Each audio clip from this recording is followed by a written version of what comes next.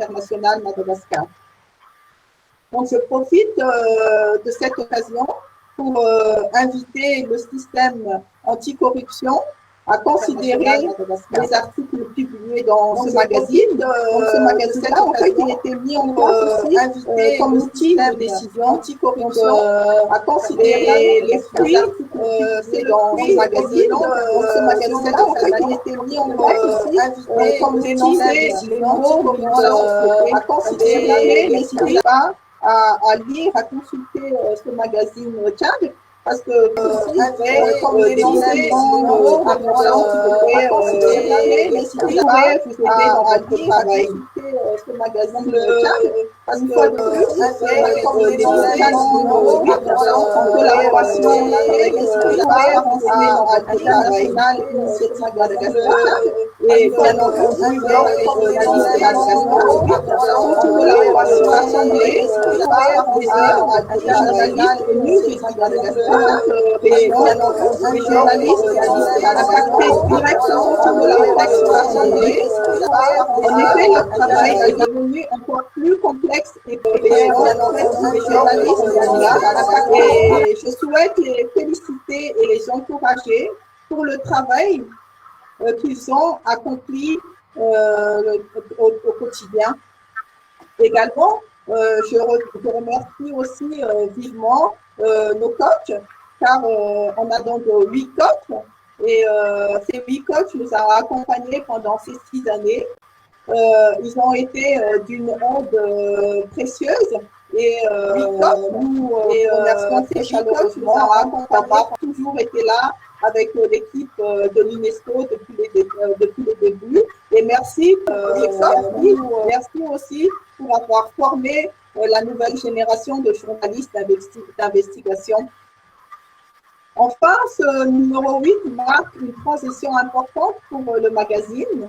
Il sera donc désormais piloté par Transparency International Initiative Madagascar dans une logique de pérennisation. Donc, en fait, après nos discussions avec le bureau du secrétariat du PDF ici à Madagascar, il a été convenu que c'est un magazine qui mérite d'être pérennisé et on a trouvé tous les moyens pour qu'on aille vers cette pérennisation du magazine Tchad. Et donc, on remercie vivement ici Transparency International parce que cette pérennisation va se faire à travers vous.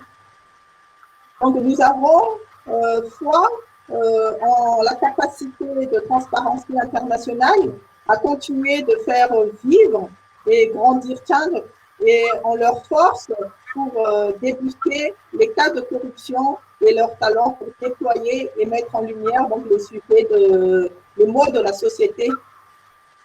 Sachez que l'UNESCO sera toujours présente donc, pour vous appuyer et on compte toujours appuyer la liberté de la presse pour la protection bien entendu des journalistes et pour assurer un accès universel à l'information à Madagascar. Très prochainement, le 3 mai, nous allons célébrer la Journée mondiale de la liberté de la presse. Donc, TAD va y contribuer grandement et on continuera à faire donc, la promotion de notre magazine donc, lors de cet événement du 3 mai.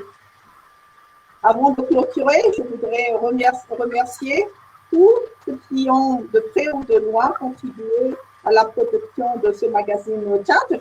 Je voudrais aussi renouveler la volonté du système des Nations Unies à continuer son appui envers les professionnels des médias dans leur noble devoir de ce magazine protecteur. Je voudrais aussi renouveler la volonté du système des Nations Unies à continuer son appui envers les professionnels des médias dans leur noble devoir de ce magazine protecteur. Je voudrais aussi merci infiniment, Julie.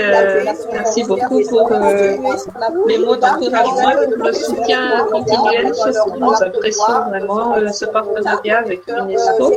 Maintenant, je voudrais passer la parole à merci beaucoup pour les mots d'encouragement et pour le soutien continuel, surtout nous apprécions vraiment ce partenariat avec l'UNESCO. Bonjour à Maintenant, tous. je voudrais passer la parole à merci beaucoup pour individuelle. C'est compliqué un petit peu pour moi d'intervenir après merci qui donné dans les dernières minutes et la présentation de comment le magazine Changeac s'impliquait pour moi dans la stratégie merci qui donné entre la production et la à Madagascar et en tout état de cause Changeac s'impliquait pour moi je voudrais juste vous faire part d'une anecdote. Donc, depuis que je suis arrivé, depuis maintenant 1 an et demi, on me parle régulièrement de Changeac. On échange pas mal avec Julie, avec les autres collègues, avec Kay. Et je me suis demandé qui lit Changeac. À part voir Changeac dans les salles d'attente de certaines institutions, de certains TCF, etc. Je me suis demandé et il y a quelques semaines de cela, lorsque l'on pouvait encore se déplacer, j'ai eu l'occasion dans les salles d'attente et j'ai rencontré quelqu'un qui était en train de lire sur le numéro. Et il y a quelques semaines de cela, lorsque l'on pouvait encore se déplacer, j'ai commencé à poser des questions dans les salles d'attente et j'ai rencontré quelqu'un qui était en train de lire sur le numéro effectivement attendre quelques semaines de cela lorsque l'on personne et là et autres. Et ce qui m'amène justement dans cette vision de pérennisation dont on parlait, à échanger un peu sur la diffusion de ces magazines. On sait qu'on a une diffusion qui est encore à l'heure actuelle en grande partie papier, mais que cela a aussi un coût relativement important. Bon, le secrétariat a appuyé, je crois qu'on a trouvé aussi un accord pour le prochain numéro pour pouvoir quand même faire encore un certain nombre de numéros papier, mais ce sera important de pouvoir commencer aussi à renforcer cette diffusion électronique par le biais des sites internet, des différents partenaires, etc., pour justement faciliter ce partage de Changeac by Malina. Et je pense que ce serait bien que les partenaires s'intéressent un peu plus en détail à ces diffusions pour que l'on puisse maximiser l'impact et le travail de tout ce bon travail des journalistes.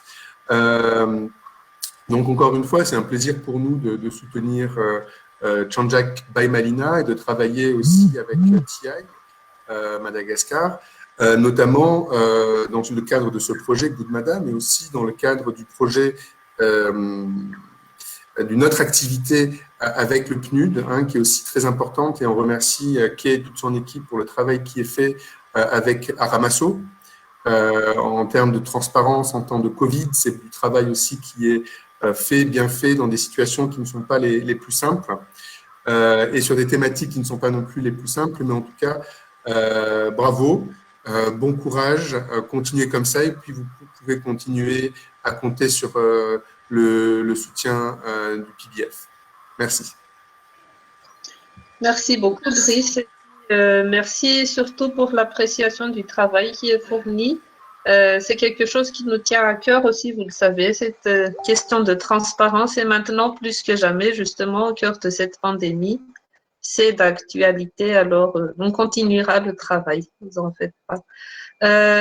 Maintenant, j'aimerais passer la parole à Monsieur Dominique Rakoutmalala, le président du conseil d'administration par intérim de TI à Madagascar. Dominique, la parole est à toi.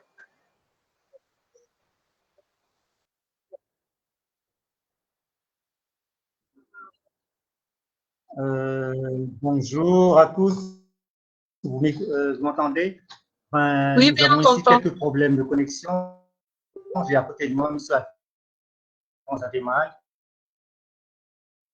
J'espère que lui aussi pourra bien suivre. Donc, bonjour à tous et bienvenue à cette rencontre, à cette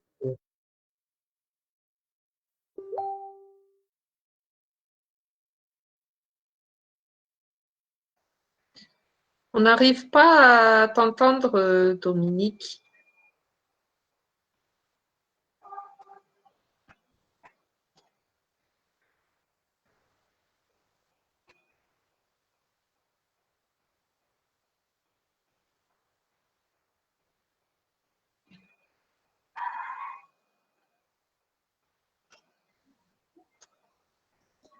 Voilà, ça y est? Oui, là, c'est bon. Ça y est? Vous m'entendez Oui, là? oui. Oui, oui, oui. Vas-y, tu peux continuer. Le micro est coupé, ça va? Ça va. Vous Tu peux parler. vous entendez là? Oui, Oui, on t'entend. Ça y est, vous attendez? oui, Oui. tout à fait. Ça y est? Oui, mais oui, c'est la, c'est à cause de la connaissance. Le micro s'est coupé. Donc, merci d'être présent. Je ne sais pas à partir de quel moment vous avez été connecté. Oui. Donc, encore merci et bienvenue. Donc, à cette merci d'être présent. Cérémonie de lancement à partir de qui a lieu en ligne. Comment vous avez été connecté. Oui. Encore merci et bienvenue. Donc, à cette rencontre, par ailleurs, merci d'être présent. Cérémonie de lancement à partir de qui a lieu en ligne. Donc, en développement en Malm, encore merci et bienvenue. En 2000, par ailleurs, 18 transition à partir de Madagascar. Donc, en développement en Malm, des grands faits encore merci et bienvenue. En 2000, par ailleurs, 18 transition à partir de Madagascar. Donc, en développement en Malm, Désolée, oui, oui, oui. C'est la connexion au bureau, en fait, qui fait des siennes. Je suis désolée. Je pense qu'il pourra reprendre tout à l'heure quand il reviendra, mais en attendant, je propose, le temps qu'il se reconnecte, qu'on continue un peu le programme. Je pense qu'il pourra, avec la présentation du contenu éditorial, quand il reviendra, mais en attendant, je propose. Et à partir d'ici, j'aimerais aussi confier la modération de la session à Madame Juana, qui est là, qui est notre nouvelle chargée de projet parce que malheureusement, à partir d'ici, j'aimerais aussi confier la modération de la session pour poursuivre cette étude, qui est aussi notre nouvelle chargée de très bel investissement, on va dire. Donc, Juliana, je te donne malheureusement à partir d'ici, j'aimerais aussi confier la modération de la session pour poursuivre cette étude, qui est aussi notre nouvelle très bel investissement, on va dire. Donc, Juliana, je te donne malheureusement à partir d'ici, j'aimerais aussi confier la modération de la session pour poursuivre cette étude, qui est aussi notre nouvelle très bel investissement, on va dire. Donc, Juliana, je te donne malheureusement à partir d'ici, j'aimerais aussi Oui, je suis là. Est-ce que vous m'entendez? Est-ce que vous oui, tout va bien. Oui, bonjour à tous, je suis Nal, Malfira de Nathan. Très bel investissement, on va dire. Oui, je suis la rédactrice en chef du magazine Nathan de Cabamal. Oui, je suis là avec mon collègue André Fédère, l'ancien magazine Malm et le réseau. Tout va bien. Oui, bonjour à tous, je suis Nal, Malfira de Nathan. Nous arrivons à notre 8e édition. Oui, je suis la rédactrice en chef du magazine Nathan de Cabamal. Oui, je suis là avec mon collègue qui a cette nouvelle version. Vous avez pas l'ancien magazine Malm et le réseau. Tout va bien. Oui, bonjour à tous, je suis Nal, Malfira de Nathan. Et fière du travail que vous avez réalisé. Je vais vous présenter brièvement et peut-être que c'est ça. Vous n'avez pas observé la petite de malgache, c'est tout va bien. Et fière du travail que vous avez réalisé. Je vais vous présenter brièvement. Nous sommes écoutés, venus, vous n'avez pas observé la petite de malgache, c'est tout va bien. Donc, pour John de Cabamal, numéro 10, nous avons choisi cette nouvelle édition. Nous sommes penchés sur un sujet à l'actualité qui est quand même assez sur la situation de l'enseignement, et notamment les phénomènes des faux diplômes, qui est lui-même intéressant et aussi assez inquiétant à travers les lignes de transactionnalisme. Il nous dépasse notamment des phénomènes à la fois à l'intérieur et à l'extérieur, à l'extérieur du système de l'enseignement public. Donc c'est à la fois une manière d'interpeller, parce que vous savez quoi, à l'intérieur, je l'ai dit tout à l'heure, et à l'extérieur, à l'extérieur du système de l'enseignement, c'est contribuer à interpeller notre manière d'interpeller, parce que vous savez quoi, l'importance de mettre fin à ces barrières qui minent notre éducation, notre enseignement et la qualité aussi des interventions qui savent assurer la relève professionnelle. L'importance de mettre fin à ces... Également, dans ce numéro, nous parlons aussi de plusieurs autres sujets, dont un sujet important qui sera plus tard, tout à l'heure, évoqué par notre journaliste, sur la protection des ressources environnementales, notamment de l'aire protégée Ménabé, du Ménabé Antimine, qui est aujourd'hui exposé à un phénomène de défrichage, nourri également par un réseau de corruption. Nous parlons aussi d'un autre phénomène qui est plus ou moins lié à la gestion des aires protégées, mais aussi à la vie collective en général, le phénomène du DIN et en particulier l'application de cette convention collective qui est sujet à diverses interprétations et donc une porte ouverte à d'autres formes de corruption, avec évidemment des impacts sur la vie de la collectivité, sur la vie de l'individu, sur la vie des villages et sur la vie de toute une région. Enfin, dans notre volet économique, nous parlons de la production giroflière et de la vanille, qui sont deux secteurs sensibles, deux secteurs porteurs également, et deux secteurs qui sont victimes de faits de corruption et qui frappent notamment les planteurs. Et nos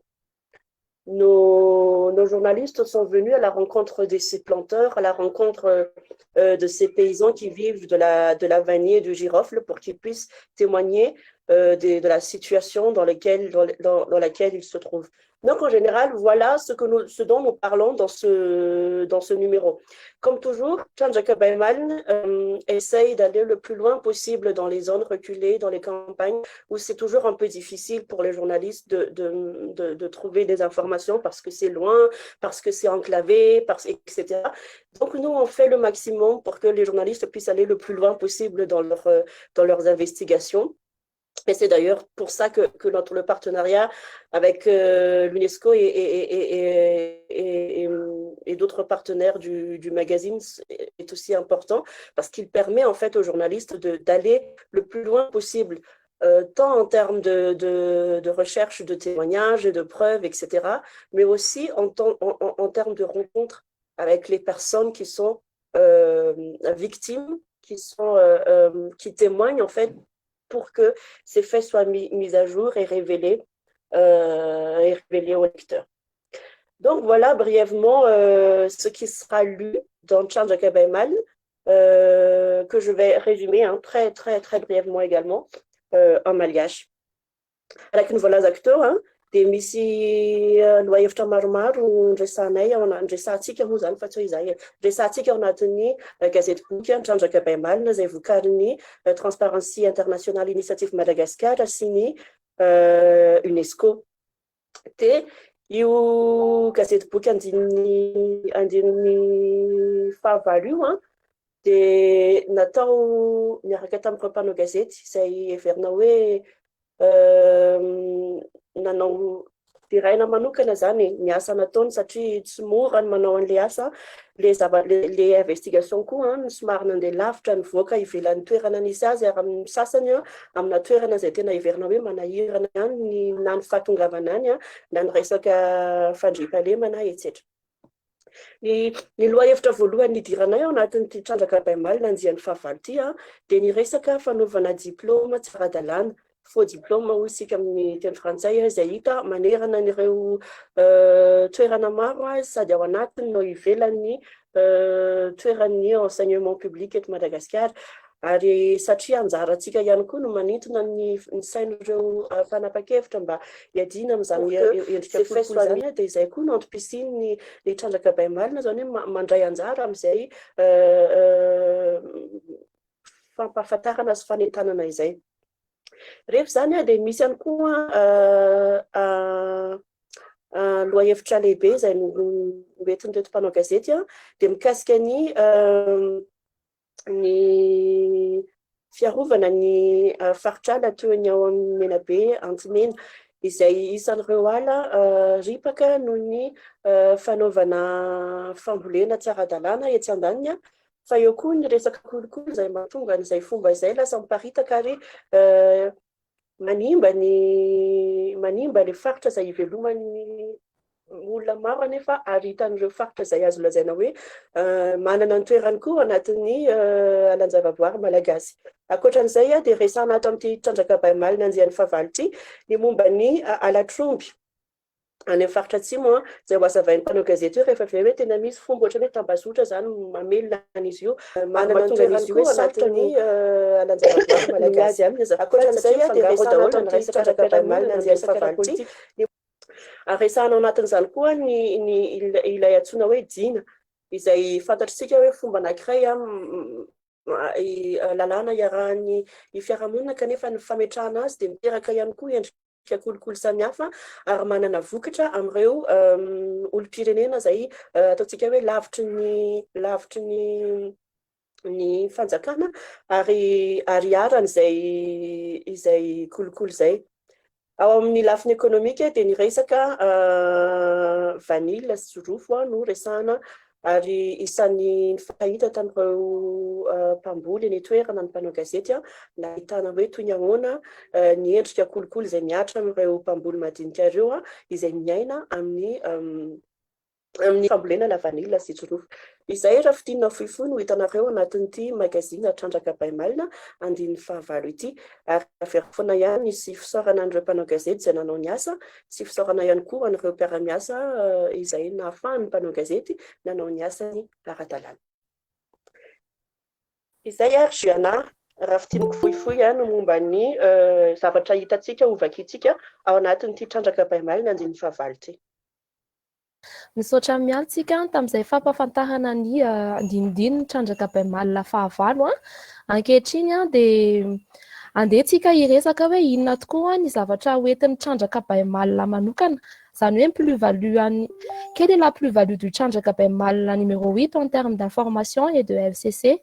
Asaintsika manokana Madame Mamelasoa Ramiary Narovo sy Monsieur Alphonse Andriamahaly hitondra antsika mombamomba an'izay. Omentsika ny Monsieur Mamelasoa, madame. Ok, miala tsiny indrindra. Omentsika Monsieur Mamelasoa avy hatrany ary amin'ny fiteninana raha efa voninao izy. Ia, efa vonina dia tsodabetsaka amin'ny fitenenana. Miaraba antsika rehetra ihany koa dia indrindra miaraba ireo mpanao gazety izay nahatotosany fanatanterahana ny trandraka baimalina andian'ny fahavalo satria araka ny efa voalaza teo dia ezaka be dia be nataony zareo nanoloana ny fahasarotana maro izay indrindra miaraba ny mpatena izay nahatotosany fanatanterahana izay na hoe tombony azo hatreto trandraka baimalina fahavalo satria araka ny efa voalaza teo dia fitsehaka amin'ny fahavalo dia velona manomboka tafiditra ao anatin'ny maro sy asan'ny mpanao gazety tena izay nahatotosany hoe Fanazavana zay na hoe tombony azo fanatretina fandamanana satria ikan'izay dia maromaro zay izy ezaka foana tamin'ny hoe anatin'ny maro hoe mpanao kanja ary maromaro zay na hoe tombony azo fandamanana satria dia maromaro zay raha tsy nisy mitrandraka anatin'ny atao hoe initiative angamba ny maromaro vitsivitsy izay nandrisika tato anatin'ny taona vitsivitsy ny fanatanterahana ny investigation dia tsy tody amin'izao tambona izao tsika. Eo ihany koa ny hoe firesahana tsakambahamba ny resaka kolokolo na corruption ny fanatsarana tontolon'ny bonne gouvernance na ny fahaizan-tantana. Zany rehetrarehetra zany zany dia no ny fisian'ity magazine natrandraka ity izay lasa hoe baimal moa izy ankehitriny ary zava-dehibe zany satria hatramin'izay zany ohatrany hoe voafetra foana ihany ny fahazahoan'ny mpanao gazety sy ny gazety samihafa manao an'io investigation io eo ny fahasarotana ara-bola ara-pitaovana eo ihany koa indrindrindrindra ny atao hoe risque angambany izay atrehan'ireo mpanao gazety ny mpanovona ny vaovao rehetrarehetra ireny no resahantsika eo ihany koa moa karazana hoe accès à l'information satria zareo reo mpanao gazety ireo no tena mitolona miady amin'ny fahazahoana an'izay vaovao izay ny kanja ary ataoko hoe tsy misy mihitsy ny fahazahoana vaovao hoe misokatra moramora fa dia tsy maintsy manao ny ezaka rehetrarehetra zareo azahoana an'izay vaovao izay hanomezana fahafapoan'ny mpamaky sy ny mpanaraka atsika. Zay angamba ny anisan'ny hoe plus-value hoe valeur ajoutée voalohany azo dia ny fahazahoana manao an'ilay fanadihadiana. Eo ihany koa ny fanapisahana ny kolokolo rehetra misy any amin'ny sehatra maro araky ny voalazan'ny rédactrice en chef teo moa dia karazany be da be le maro ny karazana loha-hevitra sahan'ny mpandraka baimal zany ary hitantsika fa dia manjaka amin'ireny sehatra rehetrarehetra ireny ny kolokolo na ny corruption. Izany ihany koa zany dia ahafahana mitady vahaolana hoe iarahana hoe inona ny maro ny karazana loha-hevitra kolokolo sy ny tsy fahaizan-tantana misy eto amintsika ity mba ahafahana telo hoe mitondra any amin'ny fahampandrosoana.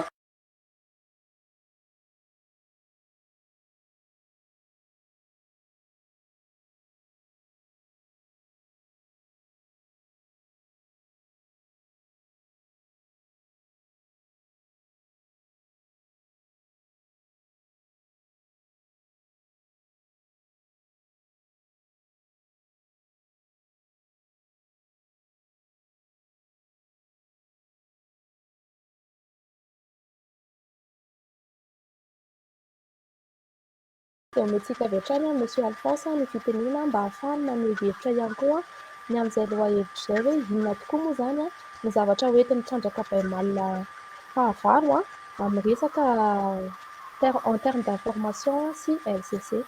Omenanao ary ny fitenenana Monsieur omentsika avy hatrany Monsieur Alphonse ny fitenena mba ahafahany maneho hevitra ihany koa ny amin'izay loha-hevitra izay hoe inona tokoa moa zany ny zavatra hoentin'ny trandraka baimal fahavalo amin'ny resaka Andriamatoa Alphonse Andriamary moa zany efa tsisy vinantsika anisan'ny fanaovana ahafahany maneho hevitra ihany koa ny amin'izay loha-hevitra izay hoe inona tokoa moa zany ny zavatra hoentin'ny trandraka baimal fahavalo amin'ny resaka Andriamatoa Alphonse Andriamary moa zany efa tsisy vinantsika angamba tonga dia mety kaza ny fitenenana ahafahany problème avec la connexion. bientôt. Eh bien, je tiens d'abord à souligner que Tandaka Baimal, avec le concours de Conférence internationale et de l'UNESCO, constitue, à mon sens, une avancée majeure pour le journalisme à Madagascar, dans la mesure où le journalisme d'investigation qui n'en est encore, il ne faut pas se leurrer, il ne faut pas encore avoir la grosse tête, hein, qui n'en est encore qu'à ses balbutiements. C'est quand même le journalisme d'investigation commence à prendre forme ici à Madagascar, même si nous savons très bien que en matière d'investigation, il y a beaucoup de critères, de paramètres à prendre en compte. Par exemple, l'argent pour mener une investigation, le temps qu'il faut consacrer à une investigation, et aussi les risques majeurs concernant, qui vont toucher la vie des journalistes. Des journalistes, à la mesure où une investigation, ça entre dans le fond d'un problème et que ça interpelle beaucoup de gens. Donc, nous pouvons dire que Chandrika Baimal, à son 8e numéro, c'est déjà une forme encourageante en matière de journalisme à Madagascar. Même si en tant que coach, moi, je tiens quand même à le souligner, je déplore qu'il y ait encore quand même beaucoup de coquilles d'imperfection, mais comme il y a Nialsou en tant que rédactrice en chef, constitue quand même un apport fondamental pour ce journal qui travaille beaucoup. Donc il y a tout cela à prendre en compte. Donc moi je tiens à souligner cela. Nous en sommes encore au tout début, même si nous sommes déjà au 8e numéro de Chandrak. Il y a encore beaucoup d'efforts à fournir. Et je tiens aussi à souligner en tant que coach que les journalistes en général ne doivent pas avoir la grosse tête et ne pas penser que s'ils font du journalisme d'investigation, maintenant ils sont au top. Bon, il y a les fondamentaux dont il faut tenir compte, qu'il faut respecter en matière de journalisme, et les conseils maintes fois répétés par les différents coachs pour la confection de ce journal sont à prendre en compte. Mais cela n'empêche pas quand même de saluer les efforts de tous les journalistes grâce à l'appui de Marne, grâce à l'appui de l'UNESCO. Bravo.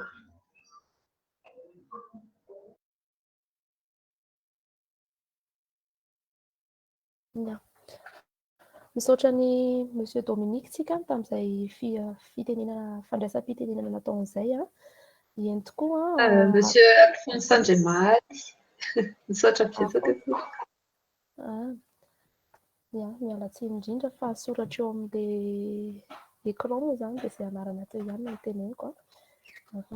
Ankehitriny tsika rehefa avy mijery an'izay hoe mitondra tokoa ny Chandrika Baimal zany nanamafy ny fanaovana investigation amin'ny resaka fiadina amin'ny ady amin'ny kolikoly dia saorana be dia be ireo mpanao gazety nandray anjara tamin'izany dia ndao omentsika fitenenana avy hatrany ireo mpanao gazety ireo ahafahany mitanisa amintsika kely hoe inona ny tena zavatra iainany mandritra ny fanaovana investigation, inona ny zavatra iainany, inona ny défi na aika hatrehany ihany koa ao anatin'ny famakafakana ataony, fikarohany ataony, sarotra ve izany eto mba tantara kely amin'ny rehetrarehetra izay zavatra niainanareo ahafahana amintsika kely hoe inona ny tena zavatra mamantatra ary iainany mandritra ny miaina kely miaraka aminareo izay zavatra niainanareo, inona zavatra iainany omentsika avy hatrany ny andriamatoretana fitenenana hatrehany ihany koa ao anatin'ny famakafakana ataony, fikarohany ataony, sarotra ve izany eto mba tantara kely amin'ny rehetrarehetra inona ve andriamatoretana ahafahana amintsika kely raha toa ka mbola tsy ao izy dia omentsika avy hatrany ny andriamatoa mandritra ny miaina kely fitenenana satria izay fahita gazety ihany koa omentsika avy hatrany ny andriamatoretana Io zany tanaka. Atriany ihany koa raha ao anaty famakafakana ataony fikarohany ataony sarotra zany eto mba tantarake sarotra ndre miarahaba antsika iaby retagna mpanao gazety freelance satria miasa amina gazety maromaro Real TV Adjuliara dia miasa amina gazety Antsoratra amina magazine No Comment na journal hafa zany dia eto akaiky eto question mpanao gazety miarabantsika iaby gazetara mpanao gazety freelance matetiky zahay miasa amin'ny gazety satria maro miaraka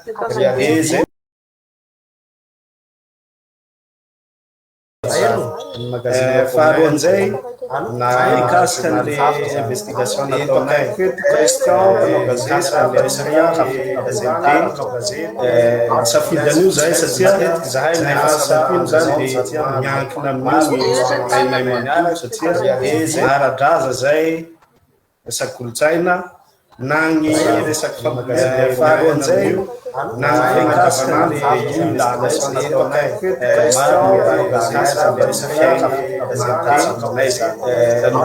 an'io zahay satria sahala tsisy miankina zahay nanao kolotsaina na gny resaky faharoa an'izay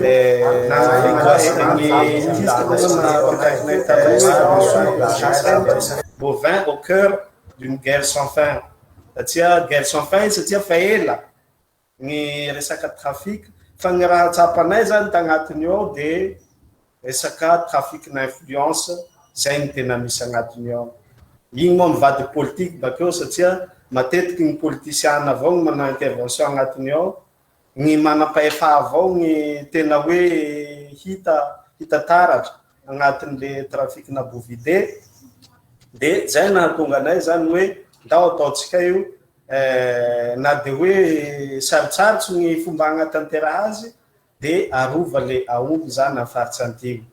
Ny raha tsikaritsinay manko tagnatiny ao satria nisafidy zahay nisafera Tanimeva zay nizotroan'ny premier ministre mihitsy chef de gouvernement Saint Christian tatoy satria mifangaro zany le fahefa politique sy le fagnatanterahan'le dina agnatin'le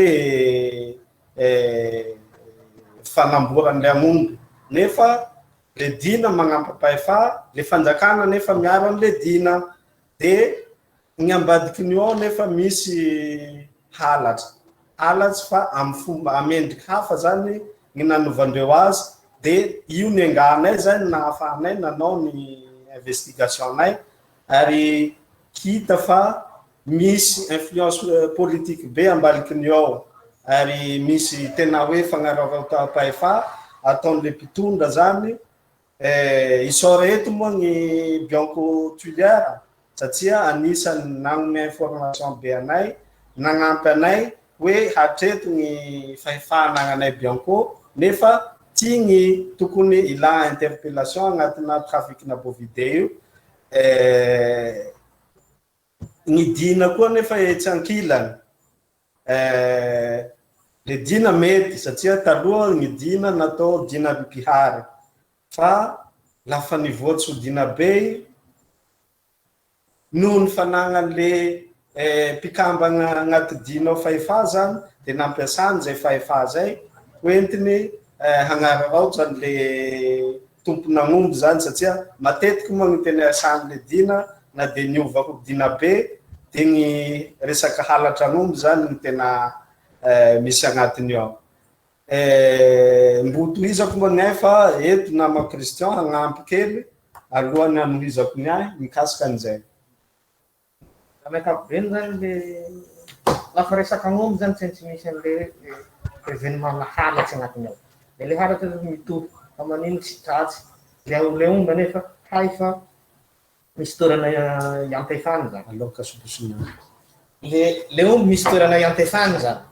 Eo amin'izay zany hoe misy étape marobe zany dingana marobe anatin'izay misy an'le hoe resaka influence ny resaka famotsiana omby, resaka bokin'omby. Hita zany jerena daholo zany tanatin'izay hoe misy toerana aiza le ahitanareo tsy fatomombananareo raha ohatra ka zay zany de lasa hoe misy olona toeran'olo manaomby maro de igny ro tonga de ametrahana an'le situation zany hoe araraotona amin'igny le fotoan'le fananan'olo fa maniny manaomby maro nefa tsy eo le hoe porofo fa misy taratasy tsy misy taratasy zay raha zay zany ao anatina misy fandraisanjara ny fanjakana amin'ny hoe trafic d'influence de zay zany nahatongarenanao ndraiky de ny raha tena isaora zany ny fananampia coach angamba mety misy raha tsy takatry ny sainay tsy hitanay fa takatry ny coach de zarainy aminay de zahainay zany lasa manao micréger ndray la information ndray mandeha na mirecouper na mijery fomba hafa ndray hazonana information somary sarotraritra satria tontolo ambanivohitra le izy misy mpangalatsy misy tompon'omby misy fanjakana tsy anilany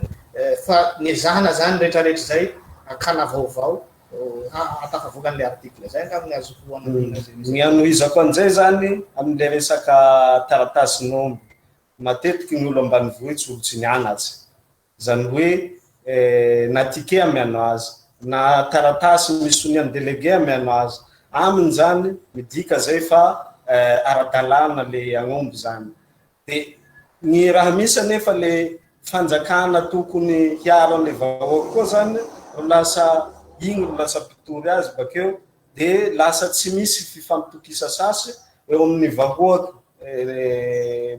tompon'agnomby sy le vahoaky manodidy zany satria lasa ohatrany hoe namiany délégué taratasy namiany gendarmerie taratasy nefa lafa atao ny enquête tsy manankery koa le taratasy namia zany de eto zahay zany tena taisaotra ny OGM manoka satria ataoko fa tsy nisy resaka trandraka zao laha tsy nisy fiaraha-miasa niaraka amin'ny OGM sy UNESCO niavy moa transparency vao maika nagnampy anay be anatin'le fagnatanterahan'le investigation tsy mora satria mila fotoa mila moyen misy aza na le resaka hoe accès amin'le information misy hoe tsy le manampahefa ambony tsy tagnome information fa tsy maintsy dominay avao zany mba hahafahanay zany miraha satria misy ndraindraiky zany na ataontsika hoe le hoe misy raha tokony tsy maintsy aboaky nefa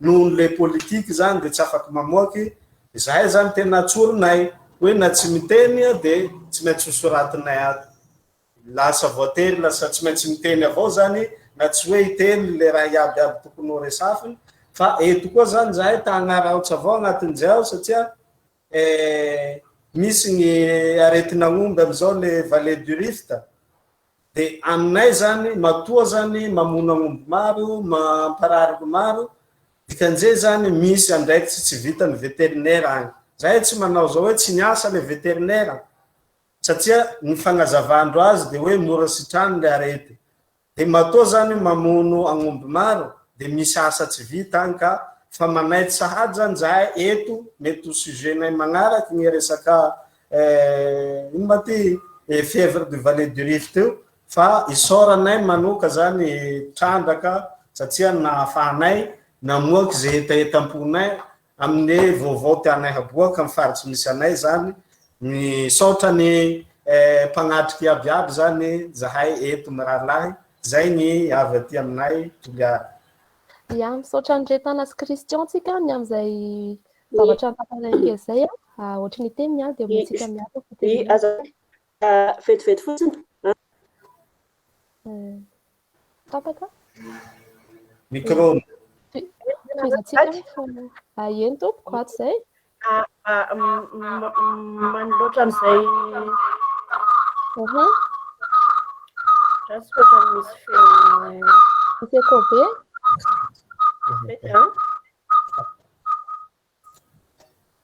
ya zay io eny tompoko ndao ary misy satria efa manintsy izy miresaka an'izay zay inty izy zay anan'iray tany zay ihany tsika zay investigation n'iray tany zay de mba te anao fisaorana kely manokana koa satria ny asa fanaova gazety mantsy eo ny gazety fa eo koa ny mpakasary Ary tao anatin'ity trandraka manokana ty dia nisy fiara-miasa tamin'ny Pakasary Rijasolo izy dia Pakasary Matianina ary nameny fahafahana zany mpanao gazety mba hampiasan'ireo sariny momba ny io trafikana iny izy trafikana zebu io dia manao fisaorana kely ho anazy. Hitanareo ve ilay sary? Mahitanareo? Hitanay fa tsy dia mazava tsara fotsiny. Hitanareo izy rehefa mivoaka tsara rehefa mahazo an'ilay magazine ianareo fa misy sariny Rijasolo maromaro zany mampiasaina tao anatin'ity trandraka Baimalina ity mba hanehoana koa fa ny asa fanaovan-gazety dia tsy ny gazety ihany mpanao gazety ihany fa ny mpakasary ihany koa dia mandray anjara ao anatin'izany asa fanaovan-gazety izany. Izay fotsiny no tiako ampiana teo dia mamerina fisaorana ho an'ny Rijasolo.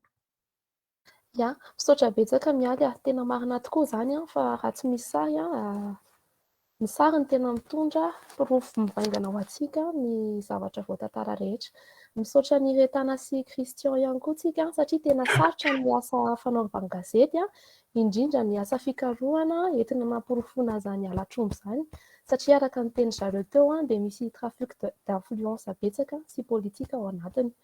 Dia ndeha raha ho arahantsika indray izay mba zavatra ny ainany Andriamatoa Robert tao anatin'ny fanatanterahana ny asa fanaovan-gazety na ny investigation journalistique nataony. Omenanao fitenenana tompoko.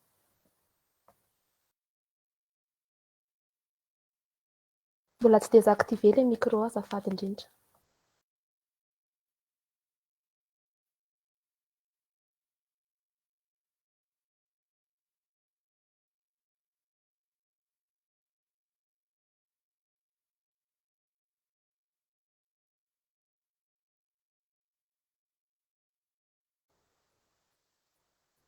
Omenanao Andriamatoa Robert fitenenana eny tompoko mba désactivena micro azafady indrindra.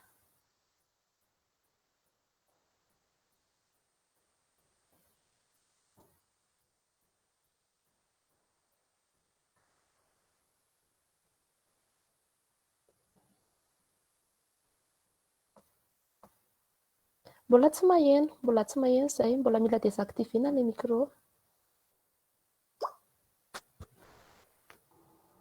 Zay. Famirabanao tompoko omenanao. Famirabantsika moa zany miala tsiny fa zaho rery zany mety fa tokony izay sy aniko fa izy moa misy raha-pianakaviana tsy mahafaka azy dia ezaka hifampizara amintsika eto zany. Tsy mora ny manao asa fanatsikafonana raha zay nandikako an'ilay investigation indrindra zalahy teo reo moa mba aneo amin'ny chef-lieu de province fa indrindra ho anay aty amin'ny chef-lieu de région zany. Miankina manaina le izy satria akaiky loatra le olona resahana sy akaiky loatra le zava-misy zany zahay zany amin'ny ankapobeny. Zay ngamba no ataoko voalohany hoe tsy mora le izy. Hozarako telo ny intervention hoe ny mialoha ny mandritra ary aoriana hiezaka ho pragmatika kely zany mba azonareo hoe ahoana le zava-misy zany. Mialoha satria alohany anao hiditra misehatra an'ilay hoe investigation zany mazava ho azy fa misy karazana ho anay moa zany iainana isan'andro le izy na mbola tsy manao investigation fa misy zavatra miseho dia efa soratana notena lana sary zaho farafaratu mety hisy investigation atao mikasika ny marché public efa manana sary sisa alohananao midécider zany dia efa misy karazana information eo zany moramora ny mahazo information satria olo-patatra namana tsisy dictaphone tsy misy ordre d'émission dia ohatrany moramora miteny zahoane dia iny zany anao miroboka ao anatin'le izy zany rehefa tonga ny hoe pendant mandritra ny fotoana anaovana an'le izy zany na le olona nanomenao information tamin'ny voalohany raha voresanao satria efa misy dictaphone eo fa misy ana dia tena mitady fotoana lavabe anaovanao hoe mba iverena an'le confiance satria tena matahotra zany ny source zay aloha zany zava-misy raha zarako roa izy raha source ety eny ambanivohitra zany raha resaka mena biantimena moa ny resahana dia tsy vitsy ny VOE efa nogadraina tsy vitsy ny ray aman-dreny nogadraina tsy vitsy zany reo olona zay mipetraka eny fotony nogadraina ka somary traumatisé zareo raha vao mbola miresaka an'io dia ny action ataony gestionnaire raha teo zany matetika dia ny mitondra manao mitondra mpitandro filaminana makeny amin'le zay ataony hoe manao ratissage ny fiteny azy moa zany mijery an'le olona atao hoe manimba an'le ala nefa ny zava-misy rehefa tsy mahita le olona manimba ala izy mba azo any resultat de zay hitaneo rofony. Dia matetiky ren'olona reny zany mipetraka any anaty violon 3-4 jours de mivoaka andray. Zay mahatonga misy phénomène ara taty hoe ireo membre ny VOI zay mpiaro ala mahatsiaro tena intimidé mafy zareo de tsatsin'izay intimidation zay netrehitra hoe aleo zay ala satria zay manany vady aman-janakay ity resaka fiarovanay ny ala ty no atonga anay any ka aorinan'izay zahay ny tonga aka information eny am'zareo. Dia ny avantage aloha zany hoe zay koa hoe rehefa akaiky aty amin'ny faritra zany fantatr'olona matetiky zany raha hoe olona tena entre guillemets autochtone zany izy mahalala anay hoe iza moa zany Robert zany iza ko satria miasa amy radio zahay misy zaho manokana ohatra amizao mbola manao fandaharana ny Aitao zay fanazavana lalàna momba ny ala zay mampahay lalàna ndray moa zay fa misy impact teny amin'ny moramora kokoa zany ny azahoana ny fon'ny olona fa io loha tsy vita ny adiny ray ny fampiresahana amina source anankiray indrindra eny ambanivohitra zany hoe irassurer anazy fa ity zavatra tya dia natao mba hitsinjovana le tombotreo mba ivoany tena marina ary indraindray raha tenena mihitsy hoe ianareo fandimbidiby makany amin'io violon io c'est le moment iresahanareo ny tena marina inona le izy misy moa miangavo hoe aza mba tenenany anaranay aza mba ana zay fa tsy mora zay zany ray voalohany zay tsy mora ny maka ny information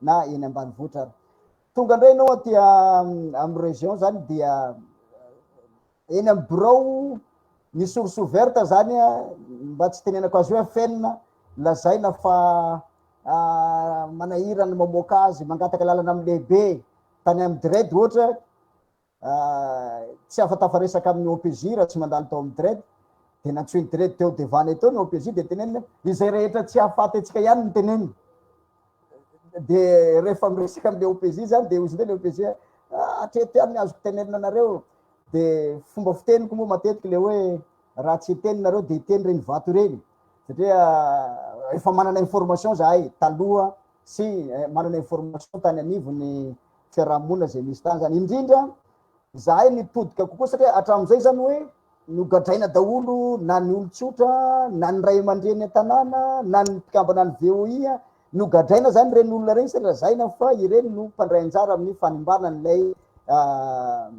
Menabe Antimena ireo zay mpiavy lazaina fa mpanimba koa raha vao misy ny fidinana tsy hita zavatra ny hitanay zany efa misy toerana anankiray ohatra hoe misy tanàna anankiray zay tena ahitana ny fipetrahan'ireo atako hoe mpifindra-monina fa tsy mpiavy moa fa mpifindra-monina za moa zany tsy de tiako loatsy le hoe mampiasa andreo hoe migrant reo fa malagasy io melampandrena amy teny hoe malalaka isika raha fa ireo mpifindra-monina avy any atsimo reo zany dia ay zany efa misy olona zay mpanafatra azy reo efa manana informateur amy lalana zay fandalovana zany hoe misy lalana zay raha vao mandeha fiara zany anao tsy maintsy mandalo eo Oberbook amin'ny tanàna anankiray zay ahitana ny tobin'ireo zay mpivahin'ireo zany dia tratra zay tamy voalohany tonga tany zany de tsisy olona tena tsisy olona fa tany karakaina sina de zay olo vitsivitsy ndresana teo lasa aby neny maraindray teo aby reo fa zay zany vo mitsofoka le fiara de fa misy malala hoe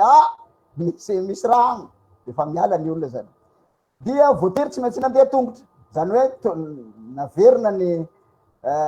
naverina ny fiara zany dia tsy maintsy nandeha tongotra any amin'ny 12 kilometre amiko moa hitanareo vehivavy somary reradreraky any izy tamizany fa tsy maintsy natao le izy raha vo nandeha tongotra zay de nahita olona be da be tao amle tanàna dia io moa le teneniko hoe le fomba ampiresahana azy fa misy façon manokana ny fifehezana ny dialecte sakalava sy ny culture sakalava ihany koa manampy amin'izay lafin'izay ny tena mampatahotra ny olona zany dia ilay ONG gestionnaire mpitantana an'le Menabe Antimena mihitsy moako no nijerenay tao anatiny hoe nahoana io ONG io mihitsy ny tsy voakitika ao anatin'ity fijerena hoe ina ny olana tsapan'ny olona zany dia lavatanana le ranga zay lehibe any ambonin'ilay ONG gestionnaire porofo anankiray zany vo aingana nandalo teto ministry ny tontolo iainana manana mission manokana dia lasa daholo ny autorité nakany amy toerana programme efa vita fa rehefa avy eo zany nanontolo ny oranga io izy dia Miteny ministra hoe andraso vetivety fa iresaka amin'ny tiranga ty zaho. Nanomboka tamin'ny 10 izy aty ambadika aty l'autorité ny mpanao gazety rehetrarehetra ny préfet ny gouverneur aty ambadika aty tsy mahalala hoe inona le resaka satria tsy anaty programme hoe inona io. Nanomboka tamin'ny 10 zareo niditra tao amin'ny valo nodiny autorité mbola tao any amin'ny 6 vao mba ilazana hoe tsy mora zany ity tantara ty. Manana ny maizy azy izany olona zany ary afaka mibata ministre mihitsy izy ho tonga eto Menabe zany hanao zay everiny fa hanasana ny lamban'ilay ONG zay tatany za moa miteny foana hoe raha vaky ny trano voalohany mety ataotsika hoe ny mpangalatra matanjaka fa raha vaky ny faharoa mba tokony eritreretra le système de sécurité nao mihitsy ny tsy ao zany hoe ianao le tompony le mpiaro azy mihitsy ny malemy.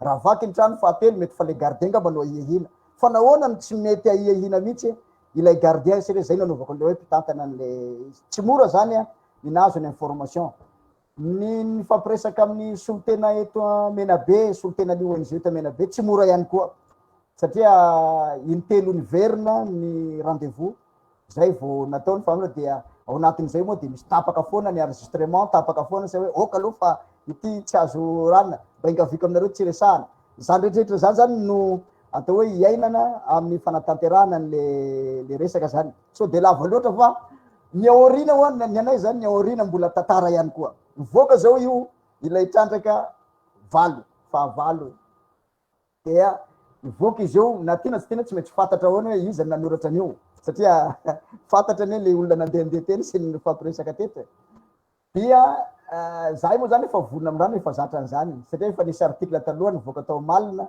zay atao hoe nandavona olon-dehibe any zay tena mbola somary mafimafy any ngetrena ny aorina koa zany ny anay de efa nanana expérience hoe raha vao mivoaka ny zavatra ohatran'ireny de somary miafinafina kely zany zay mangingina kely mandra-pa pilamina an'le any fa io aorina io zany satria ny investigation matetiky zany de tena misy gros bonnet ao ambony ao na dia mety tsy voateny mivantana anaty article izy fa mahatsiaro ihany izy hoe makaty ampy zany zavatra zany dia eo zany ny mbola atao hoe hatramin'izay moa zany mbola zaka le izy fa ny manaraka eo tsy fantatra hoe ahoana satria tsy maintsy miakatra foana ny lentany zavatra zay atao zany satria zay le hoe mila conviction le fanaovana investigation ary zay conviction zay zany ary ianao koa zany mila resy zay le hoe mila resy lahatra ary mila manana miaina objectivité amarana koa azy ataoko hoe isan'ny manampy ainao investigation moa ny anarako lalàna zany de ny hoe mba ipoirana zany marina zany eto amty tanàna atika de isorana ny trandraka isorana ny malina transparence internationale mba ahafahana miezaka mba mandray anjara amin'ny fametrahana zay hoe marina ary indrindrandrindra ny rariny satria tena andraindray zany mahavaky foanao no mahita ny zava-misy ary ny autorité raha ty amin'ny faritra aloha ny resako zany tsy dia miaro ny tombotsoany daholo be zany fa miaro ny sezany ka ny olona manao zavatra hita fa tsy mety voaroroy amin'ny resaka corruption sy amin'ny resaka trafic de finance nefany olona manana ny toerana ary ny fanekeny an'izay zavatra zay ny fisehony ao anatin'izay dia miteraka fikitikitenany sezany dia manahirana le izy zany fa dia fisorana indrindra mikasika an'ty oity ity zany de isorana mamela tamin'ny fifanampiana fampiresahana isorana ihany koa ny namana rehetra teto Morondava teto satria ndraindray zany le namana tsy mahalala fa misy batainay mihitsy miaraka aminay zay tsy fantany hoe inona ny antony fa de manao interview tsotra eny zany mba ho couverture hoe tsy Robert Siamiko any fa misy olona telo olona efatra tonga teo tamin'ny fotoanandro zany zay ngamba ny atao hoe fizarana zay atao fa de mino sy manantena fa hitondra écho io numéro fahavalo satria am'izao fotoana zao no ny antony misy ifandraisana amin'io article io ary anampy ny fitsarana io article io dia ny OPJ tao amin'ny direct zao de fa MD am'izao tsika miteny zao zany dia ny faniriako moa mba azoanay faran'izay malaky an'io magazine io zany mba omena amin'ny procureur satria miandry an'io koa izy dia everiko hoe na dia mbola tsy isika nanao ny intervention zany de fa mipoitra tsy moramora ihany ny atao hoe rariny dia misaotra atsika rehetra mino fa naheno angamba atsika tam'izay fampiresahana teo zay Ie, misaotra anao Andriamatoa Robert tamin'izay zavatra rehetra nentinao rehetrarehetra teo a. Tena naheno tsara mihitsy izay ary tena mazava tsara ny zavatra noteneninao teo. Tao anatin'izay rehetrarehetra izay a, tamin'ny zavatra nolazain'ny Andriamatoa Retana, Christian Robert teo, dia hita ao anatin'izay fa sarotra tokoa ny makaporofo an'ireo zavatra aroso a. Dia asaintsika indray eto manaraka eto Andriamatoa mamela soa izay fahitantsika teo aloha teo. Hitondra ny zavatra ny ainany manokana tao anatin'izay fitrandrahana porofo izay a. Ao anatiny koa izy moa izany tena anisany nanaraka be dia be an'ireo mpanao gazety ireo, dia asaintsika izy a hitondra an'izay zavatra ny ainany a tao anatin'ity trandraka Baimal ity a. Mba homenanao fitenenana Andriamatoa mamela soa.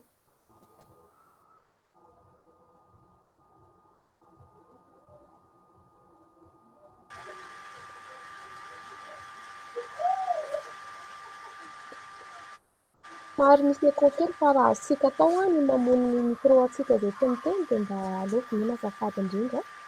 Dia minania Andriamatoa mamela soa ny fitenenana.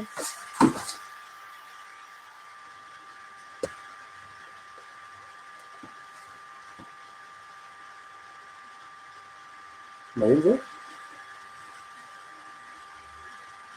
Maheno? Eny tompoko. Maheno tsara.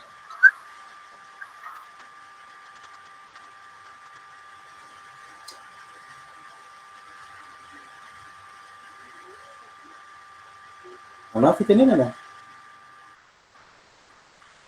Eny tompoko, miaino anao izay. Miaraka tsy fa tsy henoko tsara ny tenin'ny madama teo. Ie, miaino anao izay a, anao fitenenana Andriamatoa mamela soa. Somary avy kely. Io miala soa? Azafady avy fa tsy amin'ny mamela soa ilay izy ka azafady. Ay, eny ary eny. Ny eny tompoko. Maheno? maheno te? Miala tsy fa ohatran'ny misy olana micro kely fa tsy naheno teo. Ay, fe averina kely izany zavatra voalazako teo. Ka ny azo hoe mbola anapina n'ilay voalazan'ny namana mpanao gazety teo moa zany a, dia fanatsidiky Robert teo ihany ilay izy hoe tanjona zany ny eritreretina hoe mandeha lavidavitra kokoa noho n'ilay hoe famoahana ny lahatsoratra ao anatin'ny magasinina trandraka Baimal, satria inona moa ny tanjona raha ny eritreretina dia hoe hitondra fanovana tokoa zany ny famoahana an'ity magazine d'investigation ity. Efa nolazain'ny tompony andraikitra tao amin'ny UNESCO teo ihany moa hoe tokony ho type de décision ilay izy a. Efa maro ihany ny lahatsoratra navoaka nanomboka tamin'ny andiny voalohany a, ary raha fantatra dia efa nisy ihany ireo hoe fanaraha-maso na fanandraisana fanapahan-kevitra nataon'ny tompony andraikitra izany na eo amin'ny lafin'ny fitsarana na eo amin'ny lafin'ny fitantanan-draha-mpanjakana zany na ny administration. Fa izay zany ny tanjona hoe faniriana dia hoe mialatsiny amin'ilay teny frantsay hoe ouvrir la boîte de Pandore, zany hoe manokatra ihany ny zotan-dalana angamba nataon'ny trandraka Baimal, satria fanapahan-kevitra ny tokony ho isy ao aoriana hoe inona tokoa araka ny nambaran'ny Robert Namerson teo zao dia tsara raha hoe hoentin'ny mpanapa-kevitra ara-pitsarana andraisana fanapahan-kevitra ohatra ny magazine izay vikaritsika. Misy ihany koa ireo hoe lohahevitra samihafa efa atolotsika daholo, lalana tokony ho aleha dia ohatrohatr'izao ny fanapahan-kevitra tokony ho raisina, izany hoe tsy hoe manilika andraikitra zany fa hatreo amin'ny famoahana zany ny magazinina no andraikitry ny mpanao gazety, tsika rehetra mikirakira manokatra ny trandraka Baimal, fa ny entanina zany dia hoe mba hisy ny fanapahan-kevitra ao aoriana izay a eo amin'ny antanan-tohatra samihafa. Ary indrindraindrindra efa natsidiky zareo namana mpanao gazety teo ihany moa hoe mafy ilay tsindrona ny pression mahazo an'izy ireo any amin'ny akianja rehetra misy azy any a, dia eo no tena hoe raha ilaina fanamafisana ihany koa hoe fiarovana an'izy ireo zany na ny mpanao gazety na ny mpamin'ny vaovao.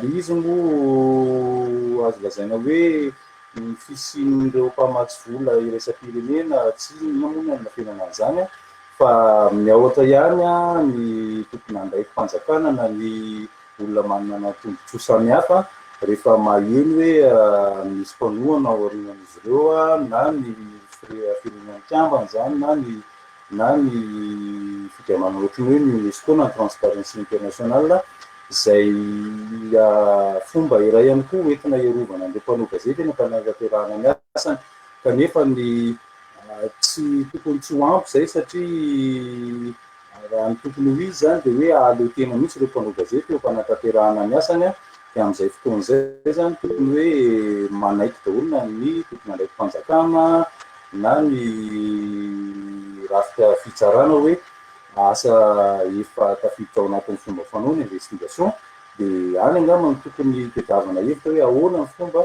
iarovana kokoa an'ireo mpanao gazety ireo mpanantanterahana ny asany sy indrindrindrindra koa ireo mpamin'ny vaovao. Zay angamba ny tena azoko anampiana an'izay hoe mba ho tena outil de décision tokoa zany sy outil de changement ny trandraka mal manoloketo sy ao aoriana. Aserako. Mankasitraka hatrany ianao Andriamatoa Mamelasoa amin'ny zavatra rehetra ataonao ho an'ny trandraka Baimal sy ho an'ireo gazetintsika rehetra dia mankasitraka anareo rehetra izay nandray anjara tamin'ny famelabeazana kely voalohany iny dia hiova kely tsika eto hiditra tematika kely hafa indray izany hoe hijeritsika hoe inona avy ireo aika mbola aika lehibe ao anatin'ny fahazahoam-baovao eto Madagasikara. Izany hoe inona avy ireo défi lehibe amin'ny accès à l'information eto Madagasikara manokana. Dia ho asaintsika hiteny eto daholo ngamba izay rehetra isika mpandray anjara rehetra izay manan-tambara fa kosa mba hizahantsika ho fitomponana fandraisam-pitenenana mba tsy hifarantsika laza be amin'izay. Raha mety avy hatrany amin'ireo ny fitenenana dia ngamba tonga dia asetsika fotsiny fitenenana hoe miaro zany hitakeo dia ngamba metika mialo fitenenana asitsika sady tapatapaka kely maheno vena aleo zay mialy ie sady somary ampisehoako anareo ihany le magazine no miresaka tsika ohatry zao zany ny paoziny rehefa hitanareo rehefa voarainareo le izy amin'le hoe ezaka mbola tokony atao manararoatra ny fisian'ny ataoko hoe andrarezina be ao anatin'ny asan'ny gazety toa nga Alphonse Andremaly ho antsika izay mpanao gazety hatramin'izay mahafantatra hoe olon-dehibe ao anatin'ity asantsika ity zany Andriamatoa Alphonse Andremaly zany dia mba te hitodika kely aminy hoe tao anatin'ny fotoa satria koa mantsy izy nanaraka n'ity trandraka Baimal ity tamin'izy mbola trandraka hatramin'izy efa trandraka Baimal na teo foana izy. Dia eto zany tena manontany inona ny fivoarana hitan'ny Monsieur Alphonse Andremaly ao anatin'ny izay accès à l'information izay eto Madagasikara tamin'ny fotoana nanombohanao ny asa tao anatin'ny asan'ny gazety hatramin'ny androany inona zany tena hoe hitanao hoe niova sa tena hoe tsy niova mihitsy ao anatin'izay tontolon'ny gazety izay.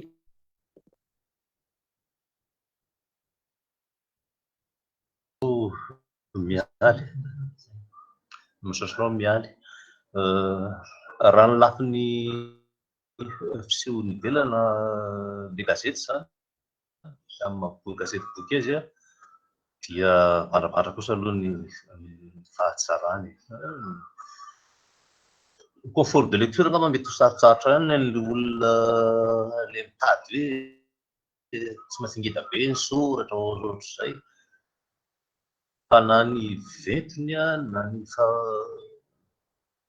fampisehoana azy dia misy dingana be lehibe eo amin'ny lafiny kalitao zany amin'ny mahagazety azy tsara le izy ary ianao anisan'izany le Philippe miaramiasa aminao menareo fisaorana manokana ary fanamarihana manokana mpakasary tena marina ireny dia manome lanja ny fikarohana nataon'ireo namana zandry manao gazety. Dia faly moa eto mahita ny Tamis Christian dia koa vao mahita an'izany misy François tena marina dia marina ny zavatra nambarany ireny. Ary ny zavatra nambarany Andriamatoa Robert reny misy reny. Izany hoe tsy misy zavatra azo amaipanina mihitsy rehefa eo amin'ny asan'ny fanaovan-gazety. Izay ilay tena koa dia fondamental zany. Ka ilay trandraka baimalina zany tsy mahamenatra mihitsy raha ny dinga lafin'ny kalitao magazety boky azy nisy izay sary tsara misy ezaka eo amin'ny fanaovana mise en page zany ny fanoratana dia saika ezahana ho tanterahana avokoa zany ireo tarigetra takilina amin'ilay hoe mitady lahatsoratra, mitady fanomezam-baovao mahaliana mahasarika ary anantenana akony eo amin'ny fiain'ny mpijery izay tokony hevitra ary indrindra moa ireo mpanapaka zany izay nonay fa mety maty-hoditra ihany ny sasany aloha raha amin'ny zavatra navoaka satria tsy azo hiedinkevitra mihitsy ny fahamarinana ny fitrandrahana ataon'ilay mpanao gazety. Eo amin'ny investigation mantsy dia anisan'ny fitsipika ny hoe mahazo teny, mahazo miaro tena izay olona sokaitaina anatin'ny fandavina vao amin'ilay interpellation mahazo tsara izy ary aleo mihitsy izy hamaly. Fa ny fandalilana ataon'ny mpanao gazety tsy maintsy toto-sainy hatramin'ny farany. Ary mpanao gazety raha misy fahadisoana eo amin'ny fitrandrahana dia tokony haika ihany koa hoe nisy diso ny fametrahany ny olona amin'ny ankapobeny dia soa azy ny miaika an'izay dia sahatry olo ny investigation na mitarika amin'ny zavatra. Izay angamba no tiako homarihana mihazo fa angamba ohatra hoe mandoka be anao fa hatramin'ny idiranao retsiry koa aloha tena zavatra tena songadina tsara mihitsy dia misaotra anao, misaotra ny ekipa miaraka aminao, misaotra anareo mpanao gazety. Misaotra tompoko.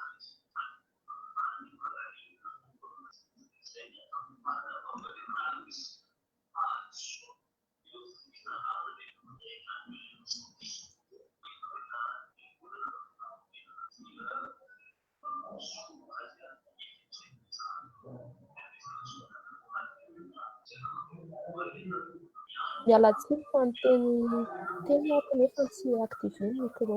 Ia, misaotra ny Andriamatoa Alphonse tsika tamin'ny zavatra rehetra nambarany teo aloha teo. Dia ankehitriny tsika hiverina keo amin'ny lohahevitra teo dia ny hoe ahoana no ahafahan'ny tsirairay ahoana ny fahitanareo, fahitantsika rehetrarehetra izany ny accès à l'information eto Madagasikara, inona avy no mbola tokony ho ataontsika mba ahafahan'ny tsirairay avy tena misitraka an'izay hoe fahazoam-baovao maran'izay. Dia ngamba omentsika ny avy amin'ny ONG Tolotsoa avy hatrany ngamba ny fitenenana hafilonina izy. Miarahaba antsika rehetra. Raha hoe ny fahitana an'izay tontolon'ny accès à l'information izay moa zany satria mbola sarotsarotra ilay izy eto amintsika amin'ilay hoe ilay izy mipetraka osofototra zany anatin'ny lalam-pandrenana Madagasikara sy ny fifanarahana iraisam-pirenena. Fa ny zavatra ataoko hoe matetika mbola tsy azontsika tsy azon'ny olom-pirenena amin'ny ankapobeny zany dia ny hoe ohatran'ny hoe eo amin'ny resakitsika n'ilay fahalalana maneho hevitra dia tokony mandeha miandalana miaraka amin'ny fahalalana maneho hevitra zany ny fahafahana misitraka angon-kevitra zany hoe accès à l'information satria rehefa tsy ohatran'ny mandeha irery fotsiny avela maneho hevitra ny olona nefa avy eo ilay olona mihaino sy ny olona maheno an'ilay vaovao tsy afaka manamarina n'ilay zavatra henony manao fikarohana ho azy ho an'ny tenany zany ahafahany mijery tokoa hoe izany tokoa ve ny tena izy, afaka mampita loharanom-baovao samihafa ve izy dia lasa mirona kokoa mankany amin'izay hoe feo an-dakiloha sy tokana moa zany le dia lasa tsy misy intsony, lasa voasembatsembana zany le sofototra na le fahalalana maneho hevitra zany lasa mivoana amin'ny zavatra tokony hisy iny. Dia amin'izao moa zany raha ny fiarahamonim-pirenena manokana miandrandra an'ilay lalàna izay ataoko feo andalam-pamolavolana ilay izy amin'ny ministera seratsera sy ny kolontsaina izay mahakasika andrina izay fahafahana misitraka ambin-kevitra izay ho an'ny olom-pirenena. Dia fa ela ihany moa izany izay fa tokony nandalo an'ny fivoriana ara-potoanan'ny parlemanta ilay izy fa mbola tsy hita hatreto hoe nakaiza tsara ilay lalàna dia inona ilay endrika nazoa eritreretina ho an'ny olom-pirenena zany atin'izay zoa manan-kevitra izay, izay sady hiasa ho an'ny mpanao gazety rahateo no hiasa koa ny olom-pirenena satria afaka manamarina izay vaovao rehetra mivoaka zany.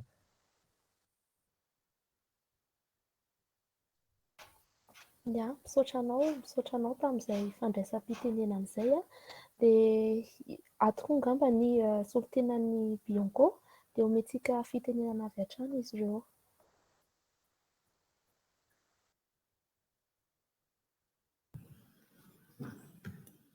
Ya, mamerina ny fiarabana antsika rehetra amin'izao maraina izao dia misaotra ihany koa ny TI sy ny UNESCO amin'ny fanasana. Faramalala Rakotoarisoa taleparitra ny Bianco eto Antananarivo.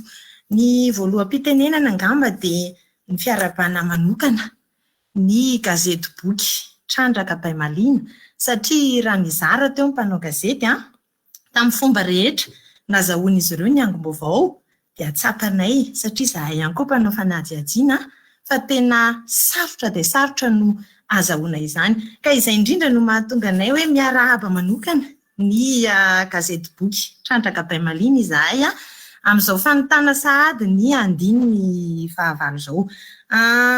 Manamafy kely ny tenako tamin'ny voalazany teo aloha hoe ny lahatsoratra izay avoakanareo dia tena ataoko hoe fitaovana lehibe dia lehibe tokoa amin'ny fanairana ho an'ireo tompona andraikitra ahafahan'izy ireo mandray fanapahan-kevitra ihany. Tsy ho an'ny fampiarana ny lalàna ihany, izany hoe ny application de la loi ihany fa na amin'ny sehatry ny fanabeazana sy ny fisorohana ihany koa dia manampy be dia be an'ny tompona andraikitra isan'ambaratongany ny magazinina moa zany na io gazety boky avoakanareo io. Te hiverina kely ny tenako tamin'ny ataoko hoe fijoroana vavolombelona ve niaina ny mpanao gazety iray Robert na Mearson teo niaina ny tany Menabe. Eto moa dia tsara ihany no mizarantsika hoe ny faritra Menabe dia mbola tafiditra ao anatin'ny farim-piadidiany Bianco eto Antananarivo. Noeritreretina izy io fa ty taona 2024 dia hitsangana ny direction territoriale Menabe. Fa hatreto izany dia mbola ny direction territoriale n'Antananarivo no mivezivezy mandeha ao Menabe. Antenne mobile moa zany ny filazana azy. Ary dia marina tokoa ny filazany Monsieur Robert teo, Andriamatoa Robert, fa dia tena sarotra izany manao fanadihadiana any Menabe izany. Ary dia isaorana nazady ny angom-baovao izay ataontsika hoe na mbola tsy tonga aty aminay Bianco raha ny édition 8 ny magazine moa dia efa voaraina sahady ny afatra napitainy teo. Tiako ihany nefa no mitondra fanamariana hoe amin'ireny ataontsika hoe lahatsoratra mivoaka ireny dia marina voalaza madame représentante UNESCO teo hoe manokatra fanadihadiana ny Bianco. Rehefa hitanay fa feno ny fepetra takiana ahafahana manokatra fanadihadiana. Mazava ho azy misy ny recoupement moa zany mazava ho azy. Ankoatran'izay ihany koa dia ohatran'ny doléance rehetra, ohatran'ny fitorohana rehetra voaray aty anivon'ny Birao dia mandalo ny ambaratonga fanatanterahana fanadihadiana ihany koa reny ataontsika hoe reny article reny. Eto dia mbola manamafy ihany ny fisaorana ho amin'ny mpanao gazety ny tenako satria raha ny haino an'ilay ataoko hoe fijoroana vavolombelona maromaro teo raha tsy handray fotsiny ako ny faritra Menabe dia hitako hoe ngeza dia ngeza be niezaka ataon'ny mpanao gazety ahafahana maka angom-baovao amin'iny faritra Menabe iny. dia isaorana anareo amin'ny lahatsoratra fa ny mpanao gazety moa araka ny lalàna 2024 dia manana ny adidiny lehibe tokoa amin'izany ady amin'ny kolokolo eto Madagasikara izany. Misaotra tompoko. Misaotra anao Ramatoa Farala Malala tao anatin'izay fitondrana fanazavana kely izay. Dia eto dia te hanararoatra antsika rehetrarehetra mba te hanontany kely ako hoe fahalalahana tahaka ny ahoana moa izany no tena ilaintsika ao anatin'ny asa fanaovan-gazety ankehitriny. Izany hoe raha hiresaka fotsiny isika ohatra momba ny journalisme d'investigation, fahalalahana tahaka ny ahoana no ilaintsika fa tsika manao an'izay. Inona avy ireo mety ho fahy système hozy isika azo arenina mba ahafahan'ny fanaovan-gazety hanana ny toerany manokana. Eto ianao Andriamatoa Alphonse anisan'ny zokony indrindra sy anisan'ny tena lona ela indrindra tao anatin'izay asa fanaovan-gazety izay. Omeny anao fitenenana mba ahafahanao manazava bebe kokoa sy mitondra ny fomba fijerinao ny amin'izany hoe fahalalahana tahaka ny ahoana no ilaina ao anatin'ny asa fanaovan-gazety. Inona avy ireo fahy système tokony harenina. Ndao omena anao fitenenana tompoko. Ny fahalalahana efa etoan'ny lalam-panorenana. Manahirana kely eto amin'ny firenentsika mantsy dia ity. Misy lalam-panorenana nefa manahirana indraindray fa ilay olona tokony hanaja ilay lalam-panorenana indray no tsy manaja azy. Izay no mahatonga ny namana mpanao gazety sasany ho masihtsika. Tena masika mihitsy aza ary ka izay nampiavaka amin'ny firenentsika koa hoe be lehibe ny lalàna natao nefa matetika tsy ampiarina, tsy hajaina dia tsy mety ilay izy. Ny any namana mpanao gazety fotsiny no tiako antonana ny saina izany ilay hoe ny asantsika misy fitsipika izay efa ela no nananana azy. Dia anjarantsika no mba manaja azy ireny. Ohatra ny hoe ny zava-misy aza ovaovaina, ny tarehimarika aza lalaovina ary ny zavatra ambaran'ny olona aza diso tosoina. Rehefa manao an'ity fandalinana lalina ity izay ilay investigation izany dia marina ary mitoetra ireo fitsipika fototra ireo. Ny fanampiny fotsiny mba hananantsika an'ilay hajantsika sy hananana an'ilay asan'ilay ason'ny fiarahamonina mba handaitra dia ny hoe tokony eo amintsika lalandava ny fanajana ny mpamaky satria gazety boky no ataontsika. Tsy hanoratsoram-pony isika, mahafehy tsara ny zavatra tokony hosoratantsika, hofantarintsika isika ary tsy handefidefitra mihitsy rehefa hitantsika hoe marina mitombona amin'ny lafiny maro ny zavatra adiadintsika.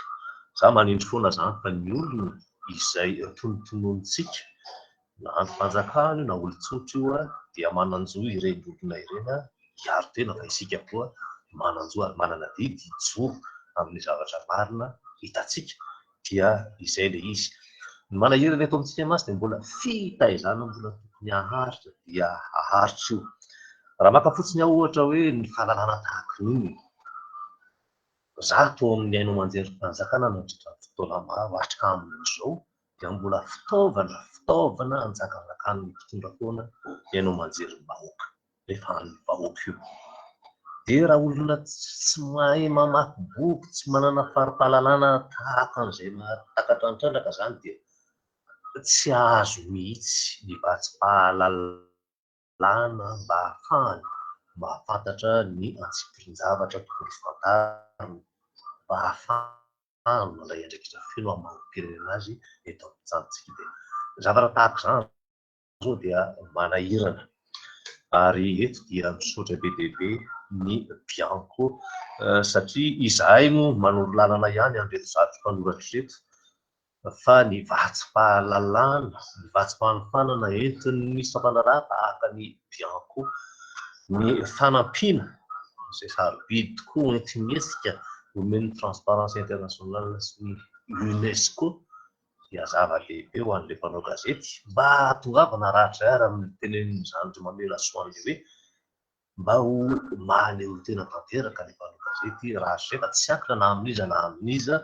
fa rehefa tianao investigation izy dia mandeha arak'izay ahafahany manao an'izay na dia sarotra zany sarotra aloha izay satria na eran-tany aza tsy maintsy manao polina ny mpanao gazety miasa anatina polina mpanao gazety mba ahafahana maka vaovao ary na isika eto Madagasikara aza dia tsara mihitsy nidirina amin'ireny polina ireny mpanao gazety eran-tany na mpanao gazety eto ankely ary mihitsy manao an'izy izay no manamora ny fahazom-baovao fa araka ny tenenin'ny Robert teo tsy misy olona mianao vaovao fotsiny izao indrindra mety haningotra azy dia izy tena manteneniko rehefa hainao le asanao rehefa matoky tsara le zavatra azonao ianao ary eo aminao hatrany foana izay izy tsindriko izay le fanajana ny mpamaky izany rehefa gazety boky ny mpiaino rehefa radio ny mpijery rehefa tele ao anatin'izao tontolon'ny sary ny soratra ny fo zao dia mety moramora kokoa ny sokafan'ny varavarana rehetra ahazona ny vaovao. Mankasitraka indrindra tompoko noho amin'izay fandraisam-pitenena izay. Raha mijery ny fanaovan-gazety eran-tany dia anisan'ny lazaina hoe fahefana fahefatra ao aorian'ny fahefana mpanatanteraka, fahefana mpanao lalàna ary ny fahefana izany hoe ny fitsarana.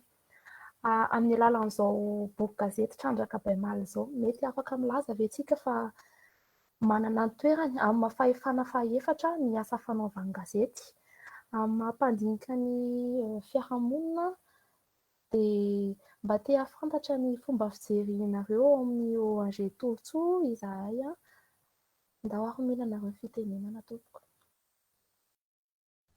Afaka avena kely ve ilay fanontaniana teo azafady? Eny tompoko, amin'ny alalan'izao boky gazety izao Trandraka Baimaly mety manana ny toerana amin'ny hoe fahefana fahefatra ve ny asa mpanao gazety, izany hoe afaka mifandahatra amin'ny fahefana mpanatanteraka, fahefana mpanao lalàna sy ny fitsarana amin'ny hoe 4e pouvoir anazy izany. Raha ny asa ataoko hoe nivokarin'ny Trandraka Baimaly hatramin'ny sino ataoko hoe misy manana izay herijika izay hipetraka ho atao hoe hisandratra hoe fahefana fahefatra izay ao anatin'ny fahefana misy atao amin'ny tany sy ny firenena. Ny ataoko hoe mbola sakana angambany dia amin'ilay tena hoe fiparihan'ny le capacité d'édition sy ny couverture satria rehefa mivoaka azy ohatra ny Trandraka dia tsy teny amin'ny mivarotra gazety izao ianao tsy mahita an'ilay Trandraka nefa any ny olona no ataoko hoe mamaky vaovao be indrindra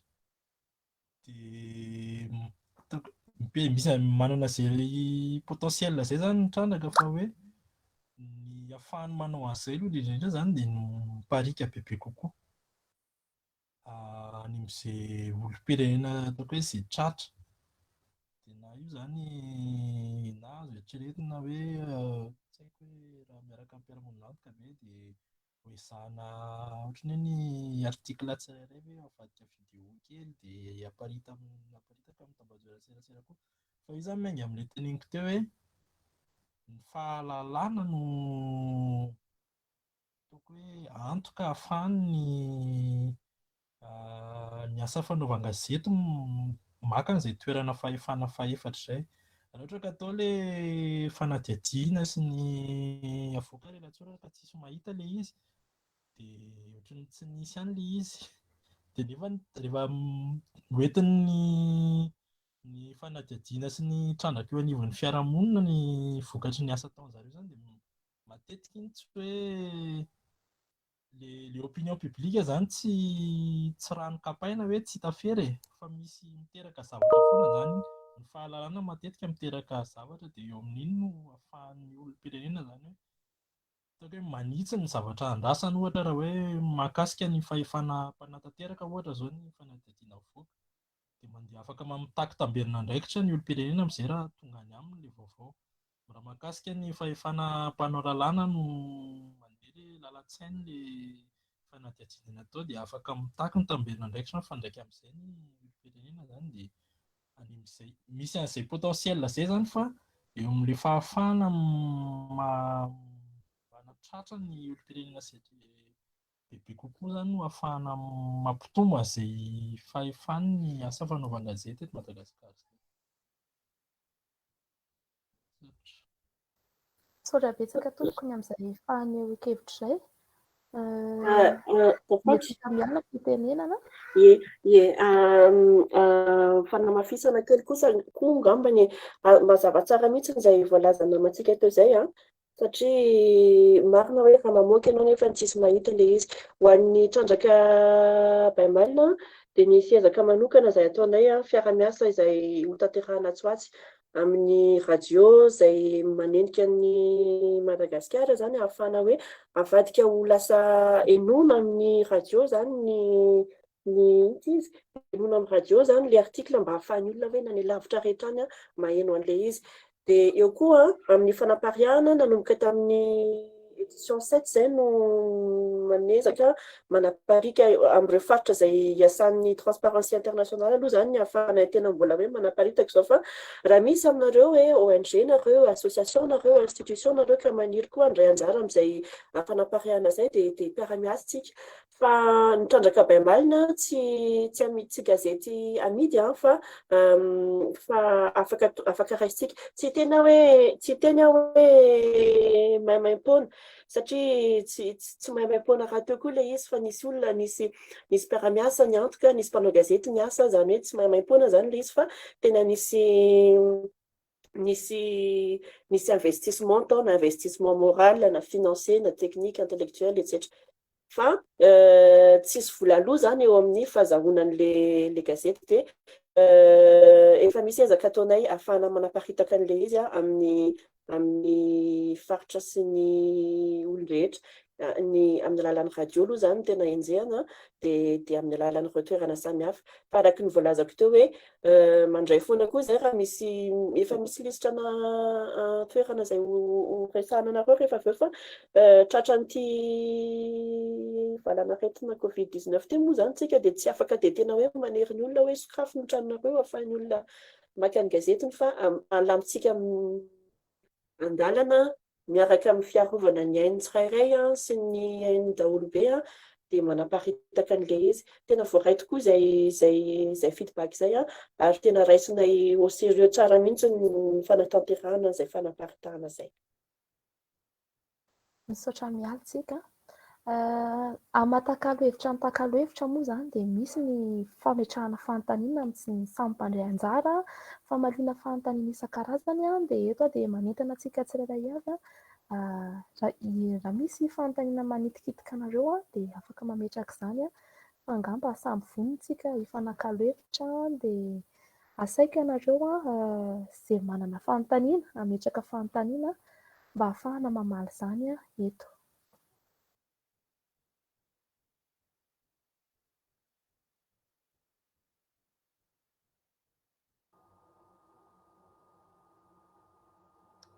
Ya Robert, eny tompoko Andriamatoa Robert.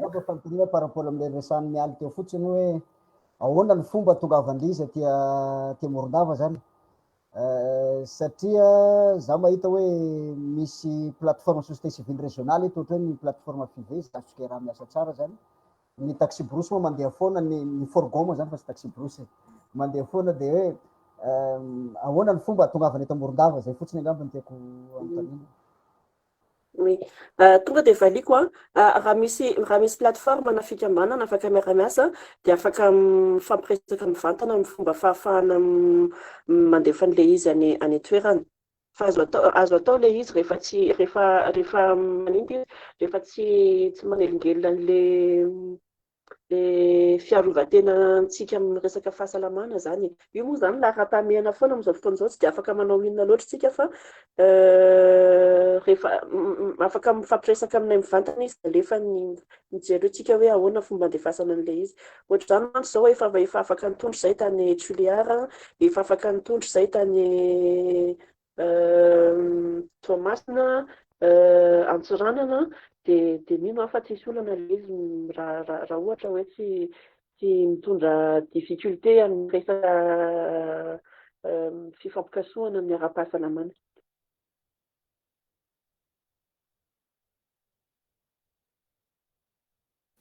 Iny ary, izay ny amin'iny mbola misy manana fanontaniana ve azafady tompoko na hevitra tiana ampitaina ao anatin'izao hoe takalo-hevitra manokana momba ny accès à l'information ho an'ny mpanao gazety, eny ho an'ny olona rehetrarehetra ihany koa.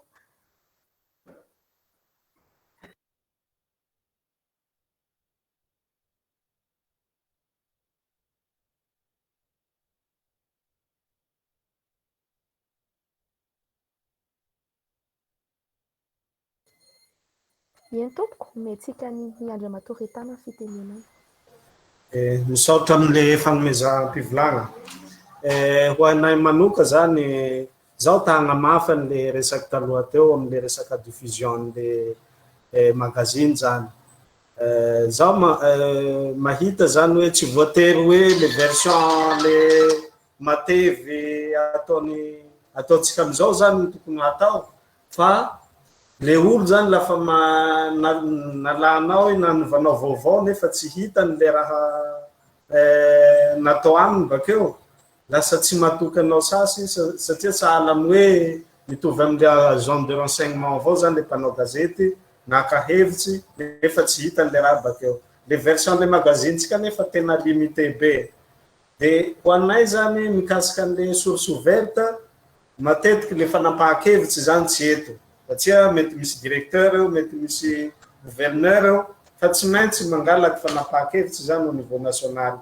Dia lasa sarotsy le fakahan-kevitsy zany amin'ny source ouverte. Na zay na tsy zay nefa le fahafahany pirofo an'le raha tenen'le olo zany igny tena sarotsy. Laha ohatsy ka hoe amin'ny magnaraky zany le vaovao natao tsy hitan'le olo le fimpolian'izay aminy zany, ka tokony lava olana avao zany le version radio, tsy kila olo afaky hiheno an'le magazine trandraka le 68 page, fa tokony hoe misy version na mitovy amin'le gazety andavanandro, na dia hoe marina fa hoe mila budget le raha, fa tokony ilanareo fomba satria le Facebook zao le tambazotra tserasera, say le olo miresaka agny satria hitany hoe io le heviny miboaka, fa tsy ho say miresaka amin'le mpanao gazety laha tsy hitany hoe aia le hevitsy naboakinay, aia ny impolian'le hevitsy zany. Zay ny hitanay hoe tokony fagnatsarany le gazety bokin-trandraka Baimarina.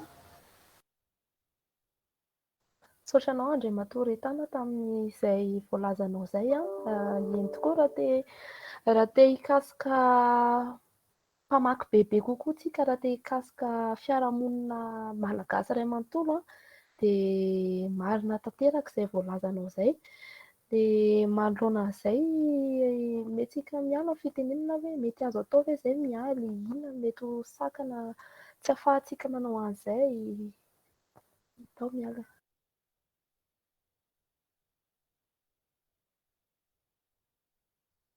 Mbola tsy active micro mialy.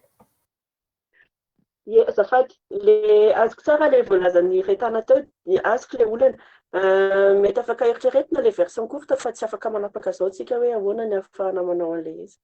Fa tena voaray tsara ny feedback-nareo ho fanatsarana ny asantsika. Misaotra mialy tsika ny amin'izay. Mbola misy manana fanontaniana ve na sosi-kevitra fanatsarana ihany koa satria amin'ny takalo-hevitra azy dia misy zavatra mivaingana tiantsika rehetrarehetra ho raisina rehefa tapitra izao takalo-hevitra izao. Avy amin'ny solitenan'ny nisy ity avy amin'ny Andriamatoa Mamelasoa misy sosokevitra mety azonao aroso anay hoe ahoana ny ahafahan'ny tsirairay tena misitraka tanteraka ireo accès à l'information tanteraka moa zany eto Madagasikara. Nao mihinanao fitenenana Andriamatoa Mamelasoa raha toka foana ianao. Iaho misaotra betsaka hoe mikasika an'izay hoe accès à l'information izay na hoe fahazahoan'ny olon-drehetra misitraka vaovao na ny olon-tsotra, olom-pirenena tsotra na ny mpanao gazety dia ny fanamarihana angamba hoe efa andalana, efa nandritra ny fotoana maromaro ihany izay ny hoe famolavolana ny lalàna ary ny Transparency International moa dia anisan'ny hoe miantsehatra betsaka ao anatin'izany hoe famoahana fanatontosana ny famolavolana ny lalàna mikasika ny accès à l'information izay, toy izany koa ny ONG Lolontsera izay tantanako izany dia miara-miasa amin'ny ministera tompon'andraikitra amin'izay hoe lalàna mikasika ny accès à l'information izay. Efa betsaka ihany ny fifanankalozan-kevitra natao mikasika an'izay fa ny hoe maika andramany dia hoe ny fitronan'ny volavolan-dalàna olona n'ino ny solombavam-bahoaka sy ny ao amin'ny olona ary indrindra hoe rehefa lany lalàna dia ny antenaina dia ny hoe tsy lalàna manasazy fotsiny ihany na dia fantatra ary araka resantsika teo hoe ino ny karazana hoe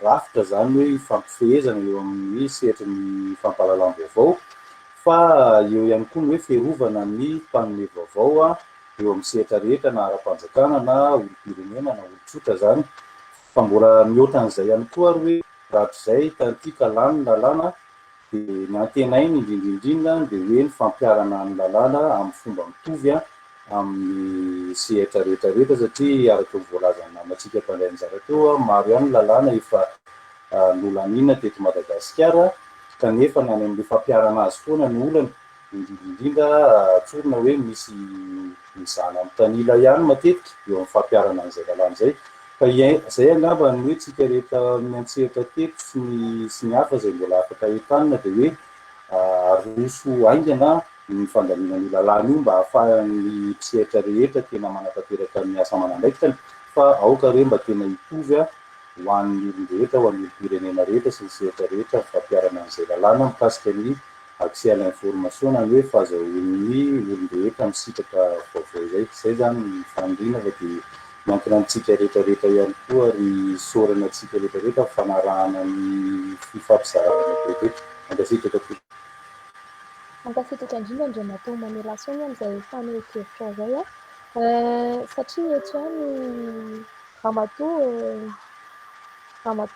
izay misolo-tena ny Bianco Madagasikara dia andeha miantsika anazy ny fitenenana ahafahany mizara kely ny heviny ny amin'izay hoe ahoana no ahafahantsika manome zany hoe tena afaka misitraka ny information daholo ny teto Madagasikara. Mba omenanao fitenenana ramatoa Faramalala lavonana. Ia, misaotra tompoko, mafisiko fa tena zofototra amin'ny mpanao gazety koa ny fisitrana izay ataontsika hoe information izay. Nisy fanontaniana moa teo hoe inona ny sosokevitra? Ny sosokevitra avy aty aminay dia ny fanamafisana ihany ny fahaiza-manao ho anareo mpanao gazety, journaliste d'investigation moa mba ho tena le arak'ilay raisiko kely moa ilay voalazany Andriamatoa Alphonse teo hoe fanajana ny olona sy fanajana ny mpamaky ihany koa mba ho lahatsoratra tena marina no hivoaka ka ahafahana tokoa manokatra fanadihadiana. Misy ihany moa ny fiara-miasa eo amin'ny TIA sy ny Bianco, efa misy ny convention ary raha tsy diso ny tenako tamin'ny taona 2024 dia nisy ny ataontsika hoe formation nomena ny journaliste d'investigation moa izany dia izay no hanamafisanay hoe miteny antsika teo hoe feno ve ilay fepetra amin'ilay hoe 4e pouvoir ny mpanao gazety dia te hitarika ny saintsika mpanao gazety hoe rehefa inona no azo ilay 4e pouvoir dia izao rehefa masy teny ianareo na manana an'izay crédibilité ianareo amin'ny mpamaky izay dia tratrantsika ho azy io le quatrième pouvoir io. Sosikevitra avy aty aminay dia izao ihany hoe fanamafisana ny fahaiza-manao amin'ny resaka journalisme d'investigation. Vonona hatrany ny Bianco manome tolo-tanana ny mpanao gazety satria raha araka ny lazaiko teo aloha hoe ny lalàna 2024 iadina mikolikoly dia mamaritra mazava ny andraikitra lehibe ho anareo mpanao gazety amin'ny ady amin'ny kolikoly eto a Madagasikara izany. Amaranako kely ny fandraisam-pitenenako ngamba dia tiako ihany no mizara amintsika hoe manana fomba fijery sy fomba fiasa vaovao tahaka izao ny Bramalentena iadina amin'ny kolikoly dia ilay ataontsika hoe fomba fiasa mampanao na ilay mode opératoire affaire. Inona moa dikan'izy io raha fitianiko fohifohy dia ny hoe fampandraisana andrary, fampandraisana andraikitra ny tsirairay sy fampitompoana ny ady amin'ny kolikoly ho an'ny tsirairay. Ny Bianco zany dia mijanona fotsiny ho mpitarika fotsiny ihany. Izay no mahatonga an'ireny fifanaraha-piara-miasa. Raisiko fotsiny izao ny amin'ity izay no mahatonga an'ireny fifanaraha-piara-miasa ireny mitarika fotsiny ihany ny Bianco. Fa tena anjara andraikitra ny sehatra rehetra, anjara andraikitra ny tsirairay miady amin'ny kolikoly eto Madagasikara. Ka vonona izahay manome tolo-tanana antsika na fanofanana amin'izay mahatianina kokoa antsika mpanao gazety amin'ny resaka journalisme d'investigation izay. Misaotra tompoko. Misaotra betsaka raha matoa fara-malalana amin'izay fanehoan-kevitra izay. Asaintsika eto indray Andriamatoa sy tena no Andriamatoa mba hitondra ny heviny manoloana an'izay hoe inona no zavatra azontsika amboarina, avaozina mba ahafahan'ny tsirairay misipaka an'ilay hoe information izay eto Madagasikara. Inona fitenenana Andriamatoa? Mahakasika amin'izay dia konverina amin'ilay hevitra voalohany teo ihany hoe dikan'andro rehefa miresaka eto Madagasikara zofotra dia fahalalana no hevitra foana ny ohatran'ny hoe dradradradraina aloha. Dia araka ny teneniko teo nefa mandeha miandalana amin'ny fahalalana maneho ny hevitra izany ny zoa fantatra. Fa tokony miova mankany amin'izay zany ny fomba fijery hoe mandingana ilay fahalalana maneho hevitra raha tsy miatra ilay zoa fantatra. Dia miainga amin'izay no ataoko hoe voalohany zany manova fomba fijery zany hoe tsy misy zavatra hoe ataoko hoe tsisy zavatra ratsy raha afaka mahafantatra ny zavatra miseho ny olom-pirenena amin'ny ankapobeny zany satria ataoko hoe ny teneniko teo hoe l'information crée l'action. Dia ny transparence kosa nefa mi-crée confiance zany. Dia amin'izay no maka fijery miabo zany tsika anatin'ilay izy hoe raha miresaka fotsika mangarahara nefa ny rehefa mitaky hafantatra zavatra ny olom-pirenena dia lazaina foana manimba-tsembana. Tato ato moa zany nisy an'izay fitenenana izay tsy ho zakan'ny malagasy ny mahafantatra ny hoe zavatra ohatran'izao na zavatra ohatran'izay dia tokony tsy mankany amin'izany intsony zany tsika miezaka mijery foana ny lafy tsarany. Tsy manana fijery miabo satria tsy misy zavatra hoe ratsy tanteraka zany tsy misy zavatra hoe tena lavorary tanteraka fa somary mandray lafiny roa foana ny zavatra rehetra zany dia miezaka tsika manosika ny mankany amin'ny jerijery ny tsaratsara kokoa hatrany angambany. Dia namafy an'izay hoe raha te hametraka tsika n'izany hoe fahalalana maneho hevitra sy ny mangarahara izany dia ny fisiany ny zoa fantatra sy ny fahafahana misintaka hankevitra no ataoko hoe dingana voalohany ahafahantsika manao an'izay. Ia, misaotra betsaka anao Andriamatoa tamin'ny fanehoan-kevitrao. Eto dia maneho fisaorana antsika rehetrarehetra nandray anjara tamin'izao takalo hevitra izao. Misaotra betsaka na fotoana ary misaotra antsika rehetra izay manaraka ao amin'ny tambazika ferafera ihany koa. Amaranana izao takalo hevitra izao dia ndeha omentsika ny Andriamatoa Dominika ny fitenenana izay président ny conseil d'administration ny Transparency International Initiative Madagascar. Omenanao Andriamatoa ny fitenenana amaranana izao takalo hevitra izao. Misaotra indrindra dia miala tsiny roa tsy misy sarotra hitanao roa patrony sarosarotra any ilay connexion taty aminay izay koa notany natapaka le somary le kabary kely nataoko tany voalohany.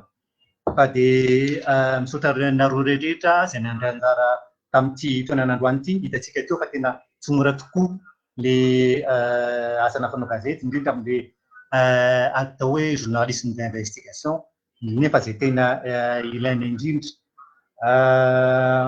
Hitantsika toa fa hoe tena ilaina tokoa ary tena tsy maintsy jerevina le takiana le ataontsika le hoe accès à l'information. Marina fa tena le hoe accès à l'information io ohatran'ny hoe somary sarosarotra, vao mainka ohatran'ny sarotra indrindra tamin'ity resaka amin'ilay valana reny ity. Tsy teto amintsika fa eran'izao tontolo izao, ohatran'ny lasa somary vao mainka ohatran'ny sarosarotra any le mahazo le vaovao. Ka noho izany indrindra no tena hoe isaorana ireo mpanao gazety izay nandray anjara tamin'ny fanatosana ity trandraka Baimalina fahavalo ity numéro 8, ataoko hoe numéro 8 ohatra hoe fahavalo zany ohatrany somary hafahafa mihaino zany amin'ny teny malagasy. Misaotra ny rehetra izay nandray anjara tamin'ity fotoanantsika androany ity, ary makahery nareo rehetrarehetra sy amaky an'le trandraka Baimalina numéro 8 ity, izay tsara koa ary teny hoe ohatran'ny hoe mitovy amin'ny trandraka numéro 7 ihany koa ny qualité an'ny article nareo. Dia manantena manantena tsika zany fa hoe tsy ho ela indray ny numéro manaraka an'ity trandraka ity, ary misaotra anareo ary mamerina ny fisaonana ho anareo rehetrarehetra, ho anareo mpanao gazety ary ho anareo rehetrarehetra mpandray anjara androany.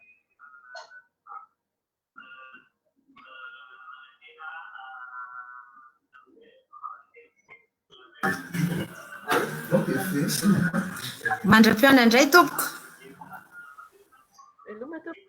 Eny misaotra antsika rehetra. Misaotra betsaka antsika rehetra. Mandra-piona indray. Manaraka ny lomaka. Mandra-piona indray ary io. Samy mitandrina amin'ny